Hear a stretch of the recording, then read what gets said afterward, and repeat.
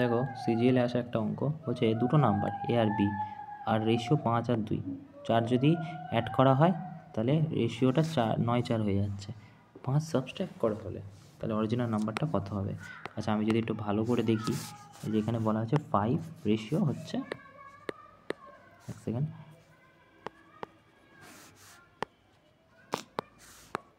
এক second 5 ratio না, আচ্ছা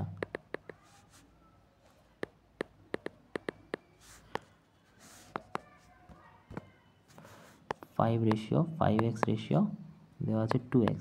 কী করা হচ্ছে? বলা হচ্ছে যে 4 অ্যাড করা হয়েছে, দুদিকেই 4 অ্যাড করা হয়েছে, +4, এদিকেও +4 অ্যাড করা হয়েছে। তো কত হচ্ছে +4 অ্যাড করে? এখানে কত হচ্ছে? এখানে 5 4 অ্যাড করলে হচ্ছে 9x = হচ্ছে 4x।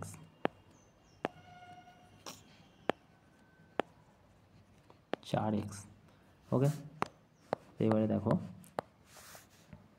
যদি আমরা একটু ভালো করে দেখি যে 14 এখানে 4 যোগ করা হয়েছে, তাই তো? তাহলে একটু যদি কালারটা চেঞ্জ করে নিই,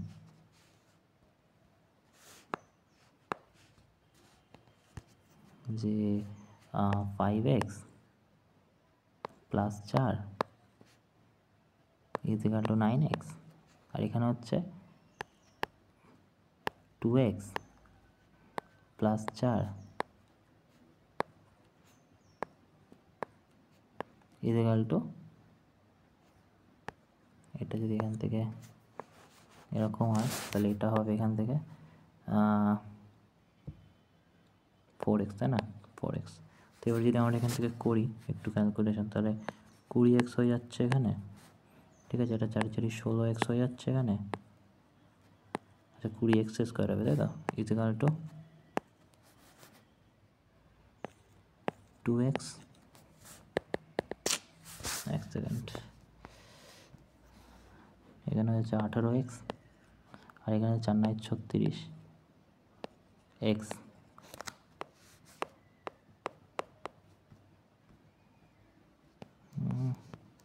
এখানে 36x, ঠিক আছে?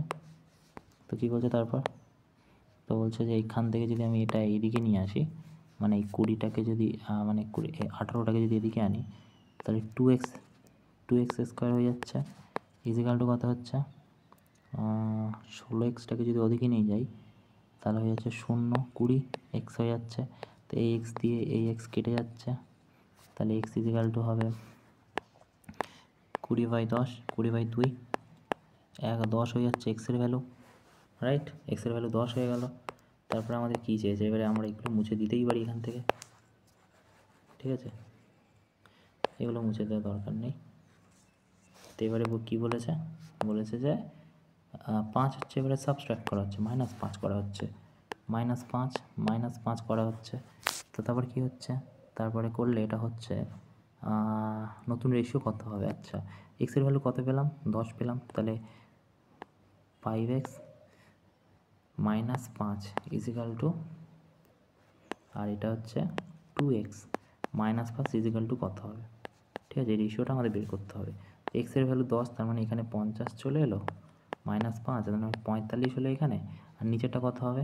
এখানে 10 মানে 20 থেকে 5 বাদ দিলে 15, 5 9 45, 3 3 9, ঠিক আছে? 3 5 15, ঠিক আছে? 3, তার মানে 3 3 9:1 হবে, 9:1 উত্তর হবে। কোথায় আছে 9:1? এই যে, ওকে।